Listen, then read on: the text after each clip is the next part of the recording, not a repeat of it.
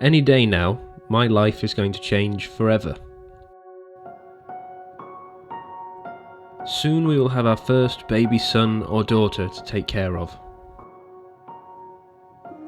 I headed up to the Outer Hebrides for one final epic bikepacking adventure before the baby arrives, and to reflect on this exciting new chapter of my life.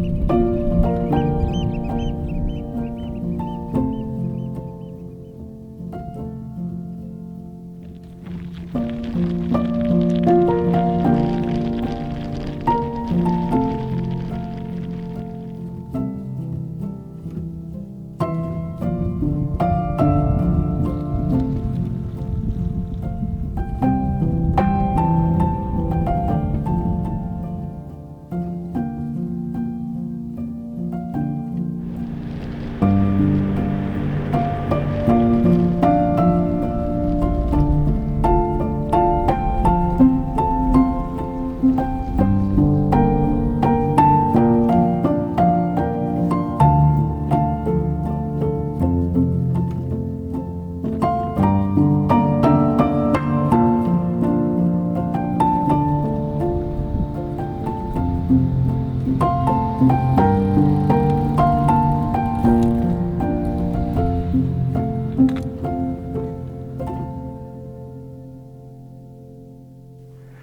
you very much for watching my film. I did say any day now we would be having our baby, and he's come a little bit early, my baby boy. So we're super happy to have him with us and we're chuffed to bits.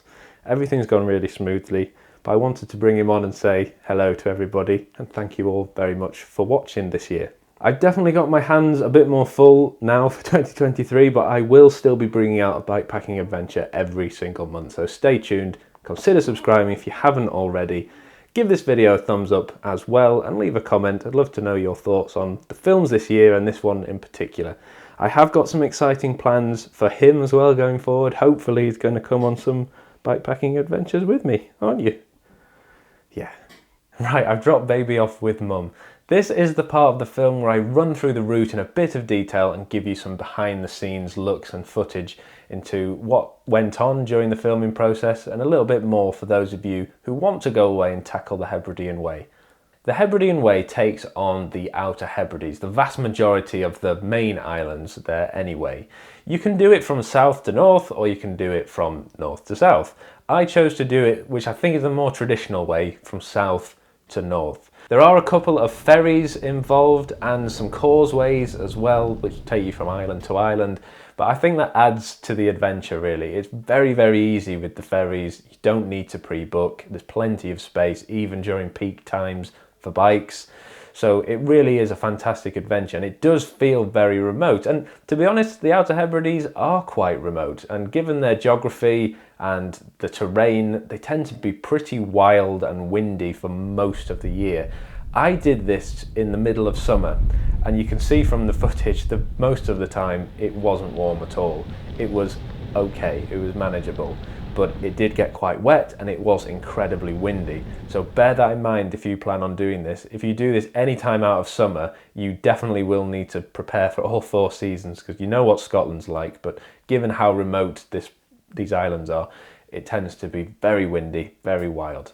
The route itself is also very doable for road bikes because the vast majority is on super smooth roads. So any bike can do this. I would probably recommend running fattest tyres that you can just in case, because on occasion it does take you off onto narrower B roads, which can be notorious for getting punctures and things. But if you're prepared, not a problem at all. 99% on smooth roads. So if you're going to do it on a road bike, you will be absolutely fine. So like I mentioned, I decided to do this from south to north, and one of the main questions I see online a lot is, how do I get there? Logistically, it is a bit of a challenge because you're going from the bottom of the Hebrides all the way to the top or vice versa, and you end up being quite a long way away from where you started. So what I did, I actually got the train to Fort William and I cycled from Fort William to Oban. You can get a direct train to Oban, but I wanted to do a little bit of an extended version. I got the sleeper train from London Euston after work up to Fort William and then cycled along the coast to Oban, which was absolutely beautiful. I did actually do a separate film for this. If you would like to watch that, just click that card up there, or there'll be a link in the description and you can watch that as well. So I got the ferry from Oban, which takes you to the Isle of Barra, and that is the island right at the bottom of the Outer Hebrides, and that's where the start sign is. It's a little bit of a challenge to find actually. You arrive in the port of Castlebay and you end up going a little bit further south, and there's a little bit of a village centre, village hall, and just next to that, it's not immediately obvious, there's a large rusty steel, iron, copper, I'm not sure, sign that says Hebridean Way, and that's the start point. I cycled right past it and carried on going right to the bottom trying to look for something. I couldn't find it anywhere. I had to ask a passerby who was a cyclist and he said, you've already passed it. So I had to go back and find it.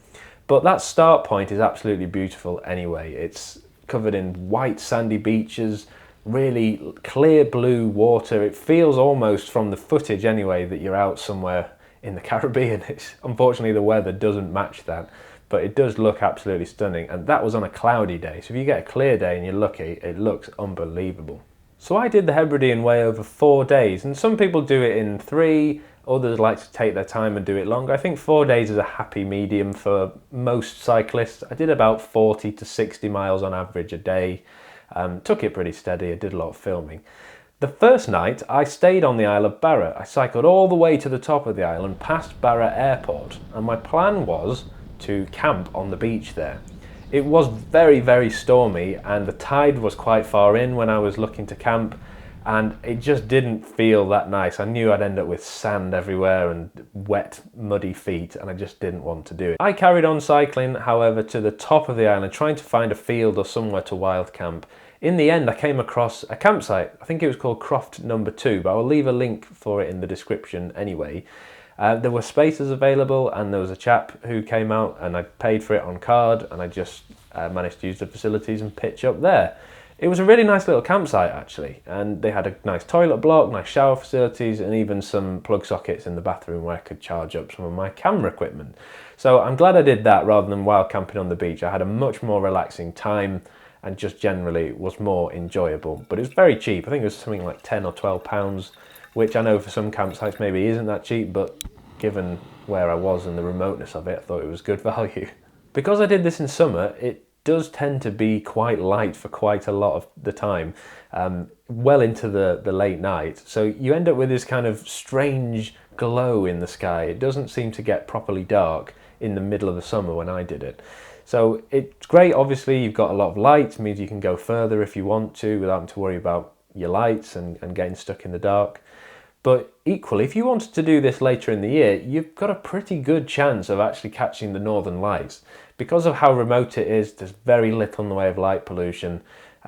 If there's not a lot of light in the sky, you've got a pretty good chance that you'd see those. So that's another option to consider if you're into that sort of thing. You might be able to do this later in the year and catch a glimpse of those.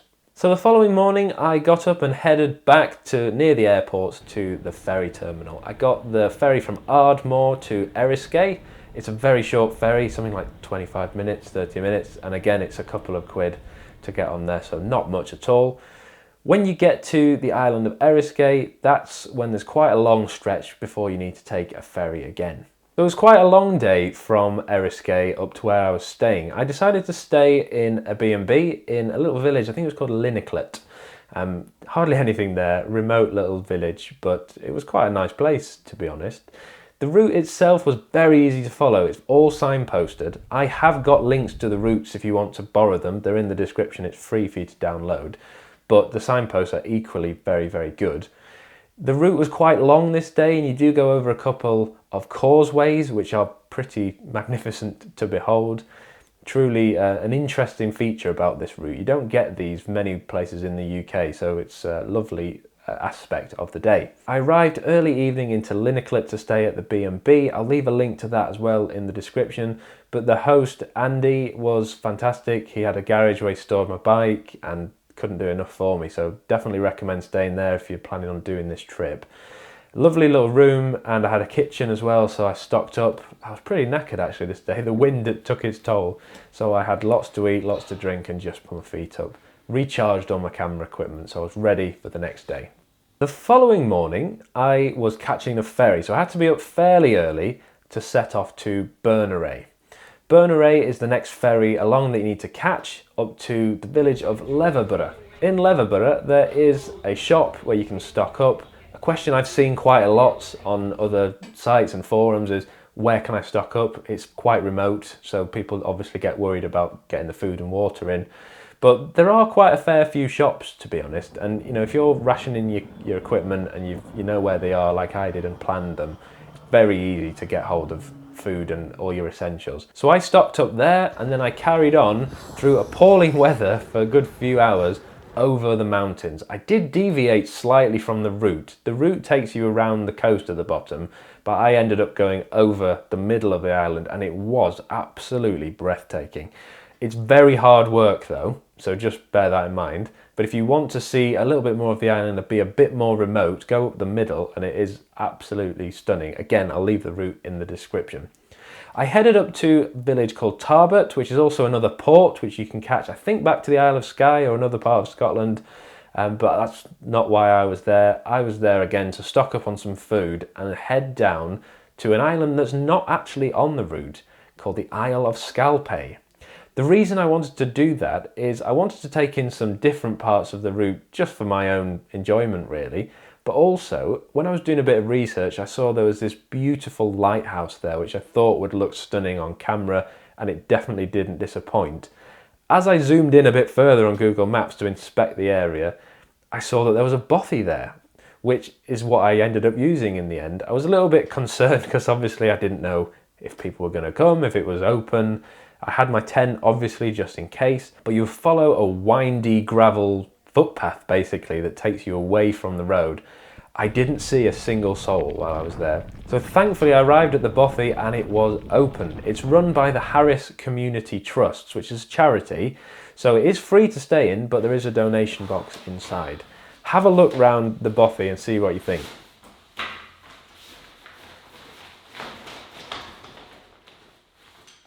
It was a really cool space. I didn't have anybody come in the night, so I had the whole place to myself. It's quite cute, and it's obviously a little bit of a learning resource as well for people who are seeing the lighthouse during the day. But the fact that they leave it open for hikers and cyclists and anyone who wants to stay there is fantastic, and I really enjoyed that part.